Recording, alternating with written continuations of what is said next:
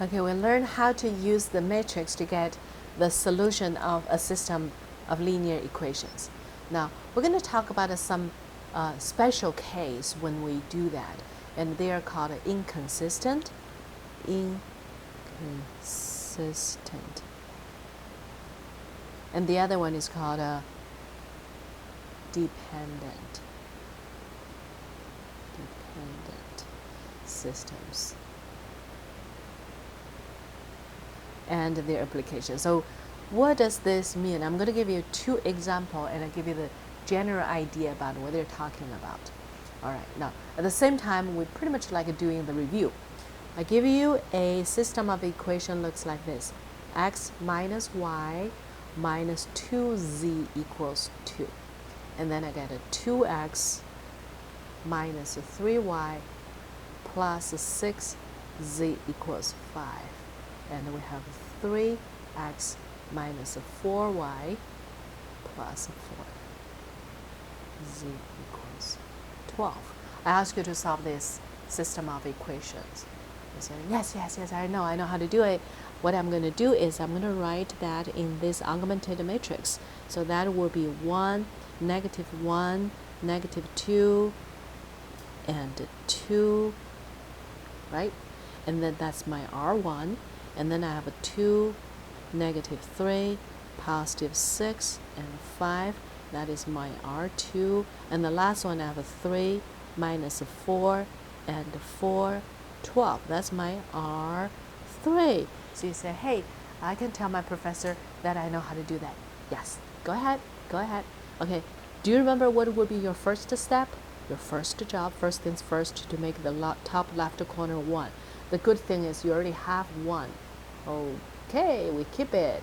And then the next one, we need to get this guy and this guy to be 0. So we have to perform the row operation. Okay, so we keep that, R1. And then in order to get the new R2, I'm going to use R1 multiplied by -2 and then add to R2. So that's R1 times -2 plus R2 becomes my new R2. So 1 times -2 plus that's 0. That's what I want. And then -1 times -2, I get a +2. And then plus a -3, I get a -1. And then here is -2 times -2, which is +4, plus 6, I get 10. And then 2 times -2, -4, plus 5, which is 1. So that's my new R2. And then for this one, for the last row, I need to make this guy to be 0. So I'm going to use R1 times -3 and add it to R3. So R1 times -3 and I add to R3, that becomes my new R3. So 1 times -3 plus a 3, which is 0. And a -1 times -3, which is +3, plus a -4, I get -1. -2 times -3, I get a +6, plus 4, that's a 10. 2 times -3, which is -6, plus 12, I got a 6. What do you think? He said, well, okay, my next job is to make this one to be 1. But right now I have a -1. So what I'm going to do is this. What I'm going to do is I keep the first row. And then I use the second row multiplied by -1, which means which means I'm going to use the second row multiplied by -1, so I can change this to be +1. So that will be 0, okay, 0, 1, -10, and then -1. That is my new row 2. And then, because I haven't done anything for the row 3 yet, so I'm going to just copy it. Okay, so that's my new row 3. All right. First job, second job, third job.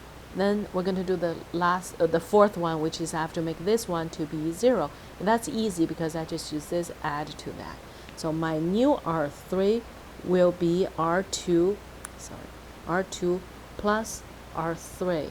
And that becomes my new R3. Let me keep the first two rows. I just write it. Okay, so I have the old R1 and then 0, 1, negative 10, and then negative 1. I have a R2. Okay, the new R3 is R2 plus R3. I'm talking about using this row plus this row, and it becomes the new R3.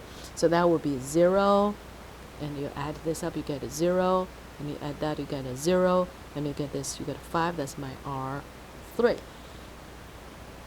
Trouble comes. What happened is sometimes you found something which you didn't expect. That is here. There's no way I can make that to be 1 just by performing the row operation. And literally what it says is this. It's 0x plus 0y plus 0z equals 5. What do you think?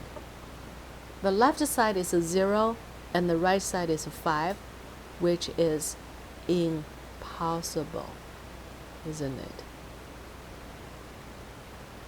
So now you feel scared. This is impossible. Now, what happened when you see an impossible thing when you solve this equation? You're going to say, this system of equation has no solution, because there's no way I can find x, y, z to make 0 equals 5. Okay, so that is inconsistent system. This system is an inconsistent system. There's no solution. Okay, so the answer you're going to put here is no solution. Are you happy? Kind of, because you don't have to worry about everything else, right? So right now we got this one.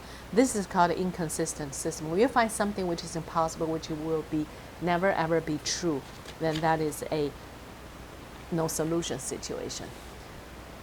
All right, now we are going to work on another one. Okay, let me give you another situation. 3x minus 4y plus 4z equals 7.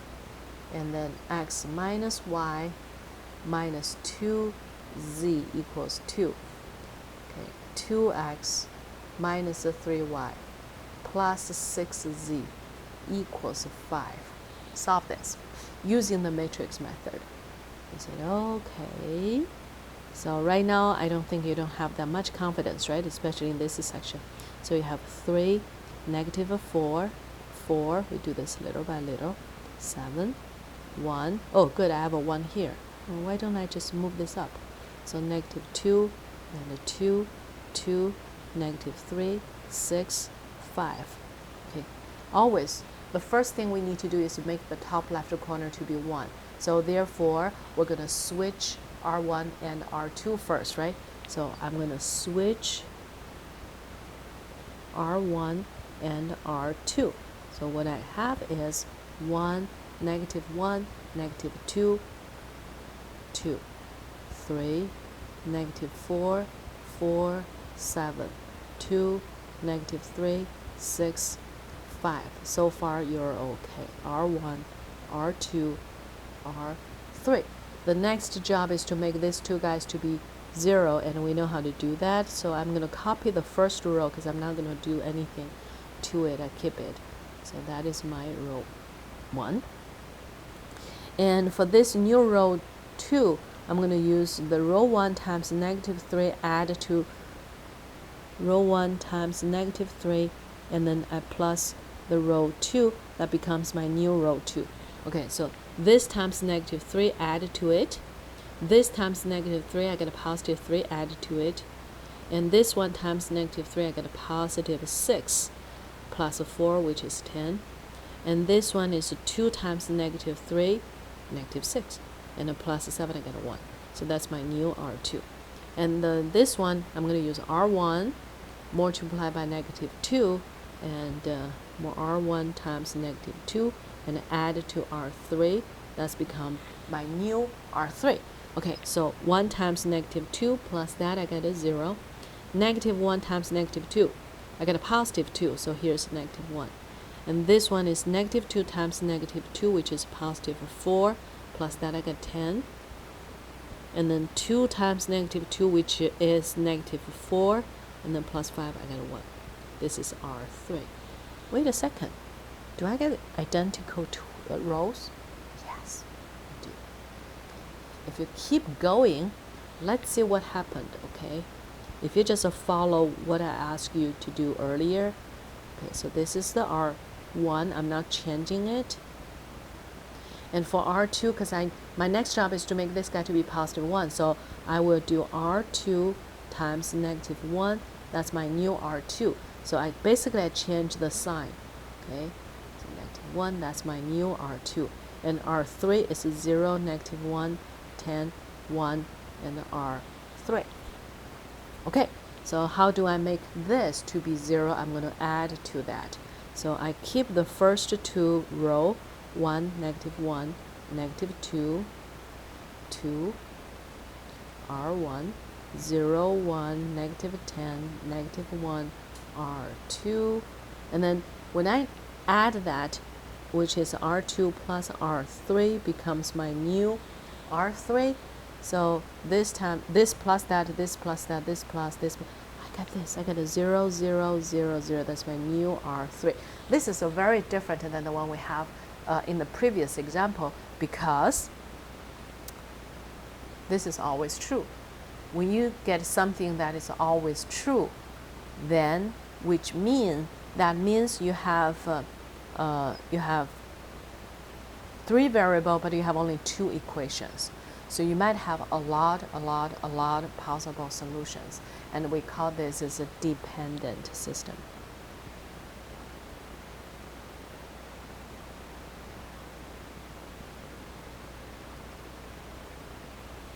Dependent system. Okay, now I still would like you to continue, because even if you get all the zeros, that is fine. I want you to continue to make at least this guy to be 0. You can do that. So you have 0, 0, 0, which is the last row. Okay, that sounds like a good one. And then we keep this because there's really nothing I can do right now. So it's negative 10, negative 1, that's my R2. But at least I can get rid of this because I can just add up. So that will be R2 plus R1. That becomes my new R1. So that will be 0 plus 1, and that's 0. And this is negative 12, and this is 1. So that's my new R1. All right, now once you know this, let me just write that in the notation with all the x and the y and stuff. So that will be x minus 12 z equals 1, and y minus 10 z equals negative 1. All right, and then once you know that, okay, so you're going to see you have 2 equations, but you have 3 variables. So look, I ask you to write this. I ask you to change that into x equals 12z plus 1. So what I'm doing, I add 12z on both sides. And the other one, I got a y equals 10z minus 1. That's my solution set, because I have infinitely many solutions, and I call this as a dependent system because this depends on other 2 equations, right? So yeah, because this one is totally useless. And this is solution of this kind of system that has infinitely. So when you write the answer, you're going to look like this. This system of equations has infinitely many solutions as long as for any real number z, or z, okay, whatever letter you want to use, your x equals 12z plus 1, and your y is 10z minus 1. So that's your answer. So you have infinitely many solutions as long as for any real number z, your x will be 12z plus 1, your y will be 10z minus 1. There's so many of them because z can be any real number, but as long as z is fixed, then your x, y will be fixed. So that gives you the total answer to this system, to this, how do you call that? Dependent system. Okay, so that's today's class. We learned about inconsistent and dependent system. Especially when you use the matrix to solve the system, then you see these two interesting situations. So this is unique, right? Well, this is all those two are the special cases. Okay, that's all for this class.